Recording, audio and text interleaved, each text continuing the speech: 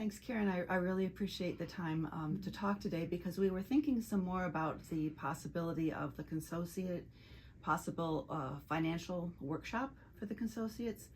And what I've heard is some consociates think, well, that doesn't apply to me. That applies to people with a lot more resources than I have. And, we've talked about how important this topic is for the group. And I know you've given a lot of thought to, well, our whole approach to money as women. And I'd really be interested in hearing your thoughts. Well, I have given this some thought. And part of it is, I think, I started thinking back to how I learned about how to deal with money and my own upbringing around that. And as I've learned more in my adult years, I just looked and thought it was pretty fascinating to think about our relationship with money, especially as women. And part of one of my jobs was to deal with budget. And I got to the point where I wasn't so much into adding and subtracting, but I loved the creativity of kind of moving things around to make things balance or save money, or why are we doing this, kind of thing. But I think that women in particular in our culture, it's kind of seen as, well, money is power. I mean, money in and of itself, it's not evil and it's not good, although it can do great evil and great good. But essentially, it's kind of a neutral entity, but it does hold a lot of power. And sometimes for women, that can be a scary thing to think about it as a power thing, but it is, clearly. The signs are all over the place. So I think if we think about how we deal with power in our lives, and even if you don't have a lot of money, there's always choices. There's choices about where you put the money you do have.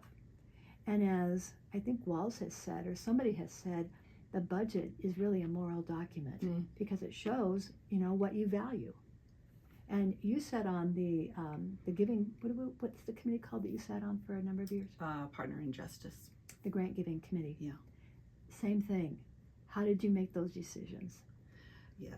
How do we walk our talk too? That's right. How do we walk our talk? So, and there's some complexity around money if you around giving. If you've got more money, or you've got like your retirement money when you get to be that age, there's some complexity and some things to learn about that. But otherwise, I think we just need to get down to basics about and not be afraid to talk about money. I think there's some fear about bringing up the issue and talking about money. And there's a lot of emotion about talking about money. If you think about not this last community consociate assembly, but the one before that, it felt like it got really emotional and kind of tense when people started talking about, well, how much money do the consociates give? Oh. And how much has that been over time? But even to know that is a complex issue to figure out.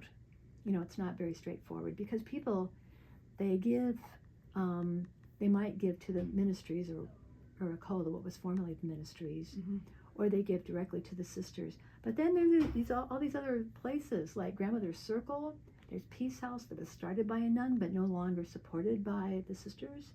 So, and there's all different kinds of organizations where people give money to that aren't even related to the CSJs, but it's part of the bigger giving topic. And what do we do with our money? So what sounds to some people like a dry topic, I mean, the way you're describing it, it's a lot more engaging, really looking at, well, power and our values. Oh, yeah. And a few years ago, Jim and I, usually we do a bunch of giving at the end of the year, and so we try and do it around Thanksgiving, and to make it very intentional, like, what are we grateful for? What is this organization doing? Why are we giving them any money? So to put it into the context of gratitude, and to be sharing our money that way. That's wonderful. Yeah, it's been like, and then I said, well, you can't write all the checks. I want to be writing some of these checks, My name's on that account too. And then also, we do live in this time where it's within my lifetime where women got to have credit cards and they got to take out loans. And my mother couldn't do that. So, we just live in, things have progressed some, but I think there's still a lot of emotion and a lot of fear around talking about money, using money. Yes, fear and aversion, like I'm not going to think about it, I'm not going to talk about it. Yeah. And you're right, Connie. And that's why I feel like it's important to bring this discussion back to the consortium to kind of take a look at some of these underlying issues around, maybe fear and just angst about dealing with money. But we need to be able to talk about money, especially as we plan for our future. The sisters have been supporting the consortium for how many years? But, things are changing and we need to be planning for the future.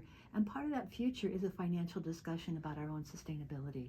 So I think, I've really appreciated having the conversation with you and being able to kind of get my thoughts a little bit in order and being able just to kind of have some give and take on this and so we can take it forward now, I hope, within the consortium also.